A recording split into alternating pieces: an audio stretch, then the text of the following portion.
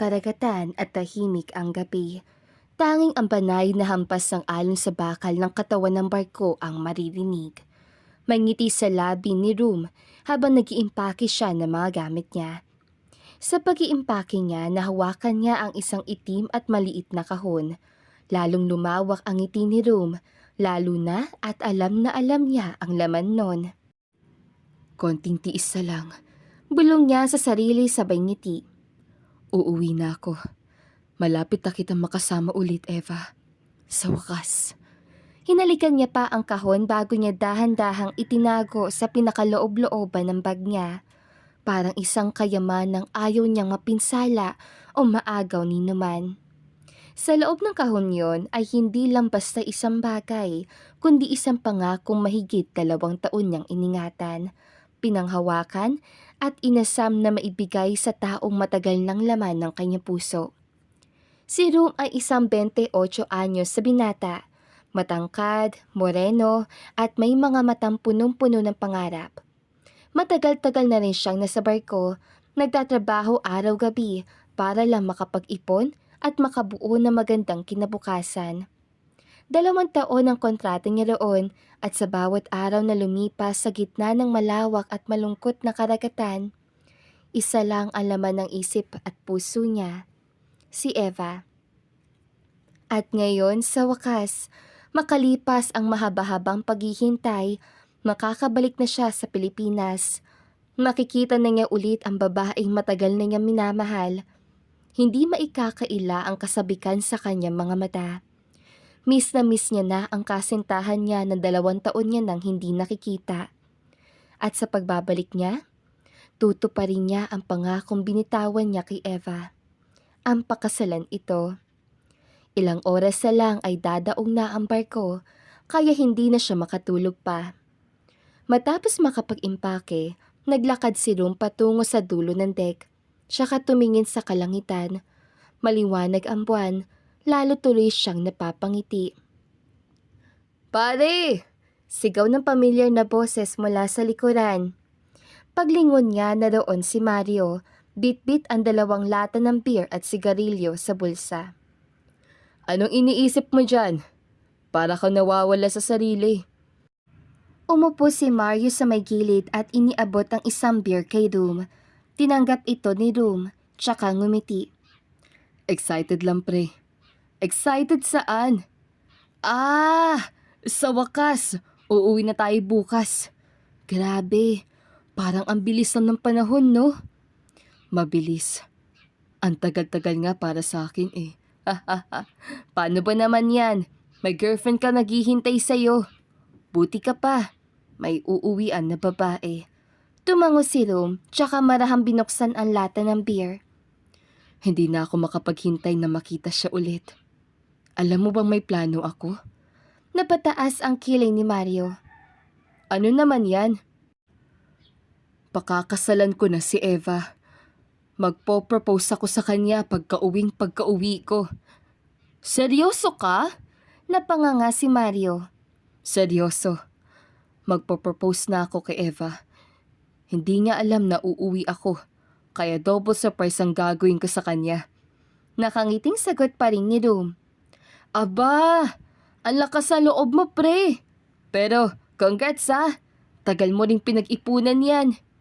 Walang ibang dahilan kung bakit ako nagpapakahirap dito, kundi siya. Siya lang talaga. Sabi ni Room, baka sa mukha ang saya at pananabik. Nagkampay si Mario. Binunggo ng kamao si Room. Aba sana all pre. Buti ka pa, may babalikan. Ngumiti si Room. Eto na ang huling sakay ko ng barko pre. Kapag tinanggap niya to, di na ako babalik. Sana nga pre, ipagdadasal kita. Nagtagpo ang mga lata ng beer sa isang magaan na toast, sabay inom. Hindi na rin naman dinagdagan pa ni Room ang iinumin niya dahil ayaw niyang magpakalango. Lalo na at may balak siyang sorpresa na gawin. Kinabukasan sa pier, mabilis ang kilos sa mga pasahero.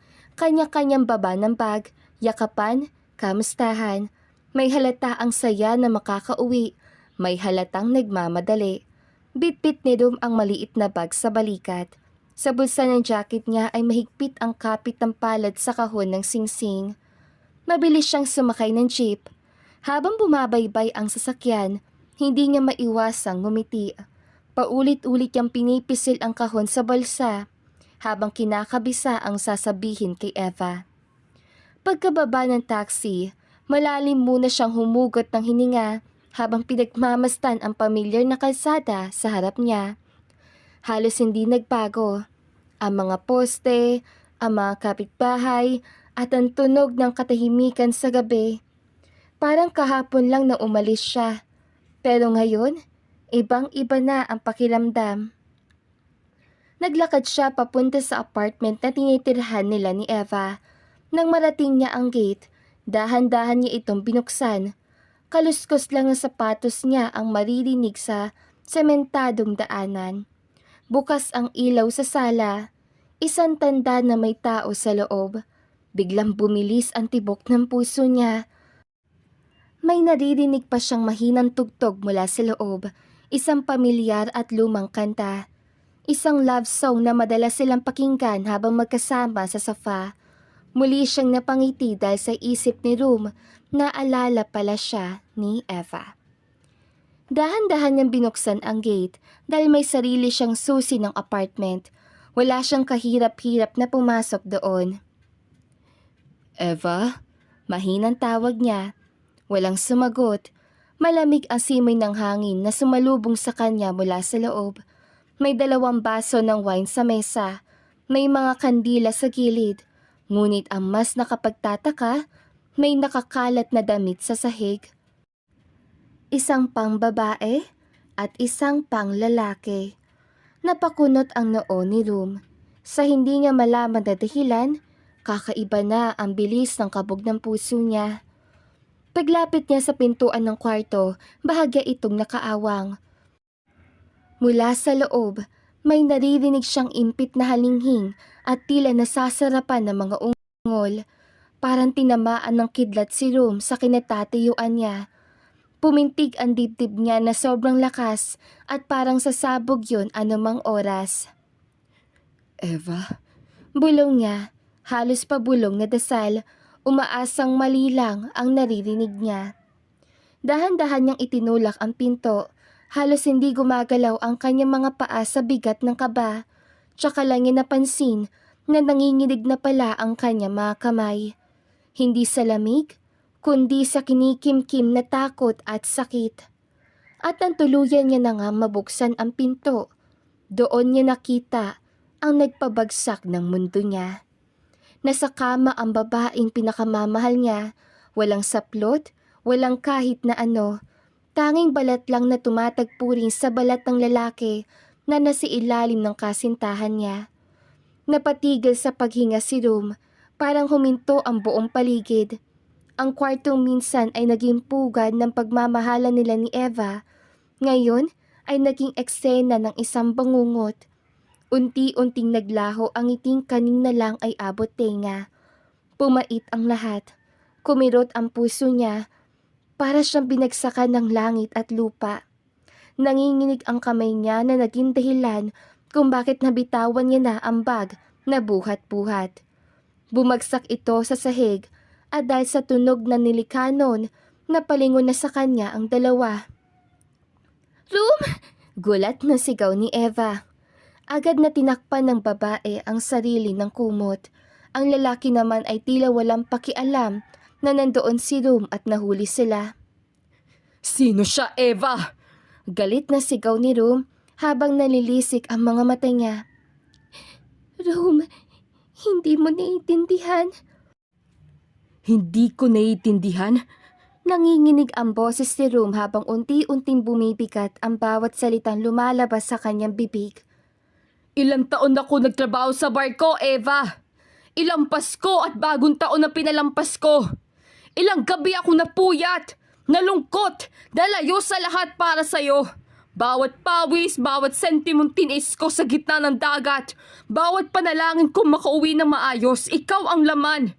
Tapos eto ang isasalubong mo sa akin. Nalilisik ang mga mata ni Room habang pilit pinipigilan ang pagbagsak ng kanyang luha. Ngunit sa kabila ng galit, bakas ang pighati. Hindi siya galit lang, basag siya, wasak. Sa kama naman, wala pa rin pakialam ang lalaking kasiping kanina ni Eva. Prente pa rin itong nakahiga roon na parang nanonood lang na eksenang hindi siya apektado. Sabihin mo na sa kanya kung sino ako, Eva. Wika ng lalaki sa malamig na tono at walang emosyon, para bang tinatamad pa itong makisangkot. Si Franco na ang bago kong mahal, Room. Mahinang sambit niya, halos hindi makatingin. Masyado akong nangulila sa'yo sa loob ng 2 taon. Hindi ko kinaya.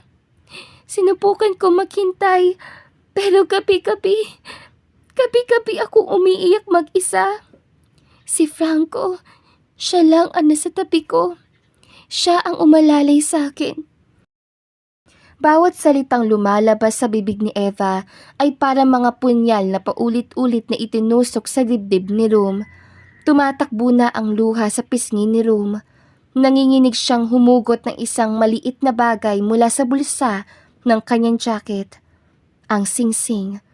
Marahan niya itong iniangat habang ang mga mata niya ay nakatuon lamang kay Eva.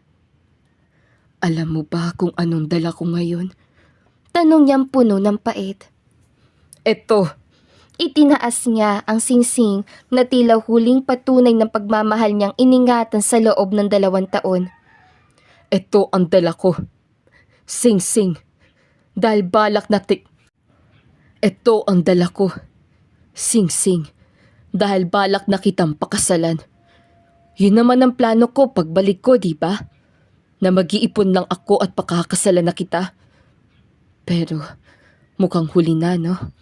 Bulong niya habang unti-unting ibinababa ang kamay at pinipigilan ang panginginig ng kanyang tinig. Sa 2 taon kong piniling lumaban, ikaw pala ang unang bumitaw.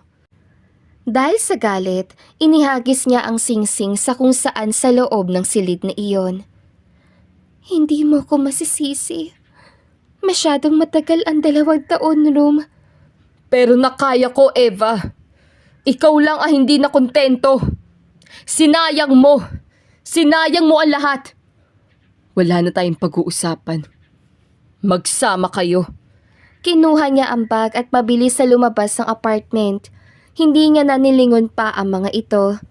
Pagkalabas niya ng gate, humigpit ang kapit niya sa strap ng bag. Tinungo niya ang kalsada. Hindi niya alam kung saan pupunta, pero parang kusa nagdadala ang mga paa niya sa pamilyar na lugar, ang maliit na bar sa tabi ng palengke. Madilim ang paligid ng bar, may ilang taong nagiinuman sa labas, amoy alak at sigarilyo ang hangin. Tila sumalubong sa kanya ang ingay ng videoke mula sa loob. Pare, isang bote ng gin. Utos niya sa waiter. Napatingin ang waiter sa itsura ni Room, halatang basag ang loob at pagod.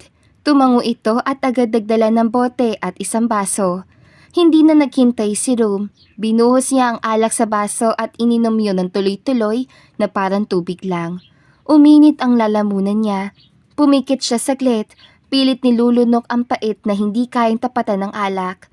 Nang mapawi ang init sa lalamunan, muli siya nagbuhos ng alak sa baso. Isa pa at isa pa. Habang tumatagal, unti-unti nang nagiging malabo ang paningin niya. Gumugulong na ang mga salita ng tao sa paligid niya, pero hindi pa rin siya nagpapigil. Pare, isa pa. Bulong niya sa waiter. Lumipas ang mahigit 1 oras, lasing na siya. Namumula na ang mukha niya at namumungay na ang kanyang mata. Halos hindi na rin niya maigalaw ng maayos ang kamay sa pagbuhos ng alak. Pagkalabas niya ng bar, gumewang-gewang siya. Inalalayan siya ng waiter, pero itinaas niya ang kamay. Kaya ko to. Mariing sabi niya. Binitawan siya ng waiter at naglakad na siya ng kusa. Lumakad si Room sa madilim na kalsada. Ang mga ilaw ng poste parang naglalaho sa paningin niya habang bawat hakbang ay parang mas lalong bumibigat. Ramdam niya na talagang lasing na siya. Parang gusto niyang sumigaw, pero tanging bulong ang lumalabas sa bibig niya. Langhi ang buhay ito. Bakit pa ito nangyayari sa akin? Eva! Minahal kita! Minahal kita ng sobra! Tapos ito ang ipapalit mo sa akin? Ano ba meron ng lalaki nyo na wala ako? Ha? Sinasambit niya ang mga salita na yon. Wala siyang kaalam-alam na sa pagtawid niya, may paparating na sasakyan at sa isang iglap, nasilaw na lang bigla si Rum sa ilaw ng kotse. Mabilis na nagpreno ang sasakyan kaya halos gumawa ng tunog ang gulong nito. Kahit hindi nabangga ng sobra si Rum, napasubsob pa rin siya sa lupa. Basag ang bote ng alak na bitbit niya. Kumalat ang amoy ng gin sa kalsada. Mabilis sa bumaba mula sa kotse ang isang babae. Naka-black dress ito, may mahabang buhok, nakasuot pa ng pulang heels. Sa postura ng babae, halatang sopistikada at may pinag-aralan ito. Dahil sa ilaw ng poste, hindi agad makita ang mukha niya. Bakit kaya may mga lalaking iinom pero hindi naman pala kaya? Nakakaperwisyo eh. Malamig na wika ng babae. Ano? Diyan ka na ba matutulog? O tutulungan pa kitang tumayo? Hindi ko kailangan ng tulong mo, miss. Inis sa wika ni Rum. Pinilit na tumayo ni Rum pero natutumba pa rin siya sa sobrang kalasingan. Walang nagawa si Rum nang inalalayan na siya ng babae. Binuksan nito ang pinto ng kotse at dahan-dahan siyang isinakay sa passenger seat. Mabango ang loob ng sasakyan. Malamig. Kabaliktaran sa nararamdaman niya. Pagkasakay niya, sinara ng babae ang pinto at agad lumipas sa driver's seat. Walang salita na pinaandar ng babae ang sasakyan. Saan mo ko dadalhin? Sa bahay ko. Bakit mo ko dadalhin sa bahay mo? Sino ka ba? Pilit na inaaninag ni Rum ang mukha ng babae pero hindi niya pa rin ito mamukhaan. Sino ako? Ako lang naman ang babaeng pwede mong gamitin ngayong gabi. Bago pa man maproseso ni Rum ang sinabi ng babae, tuluyan na siyang nawalan ng malay. At ipagpapatuloy po ang ating kwento. Kaya stay tuned lang po tayo dito sa Kulay TV.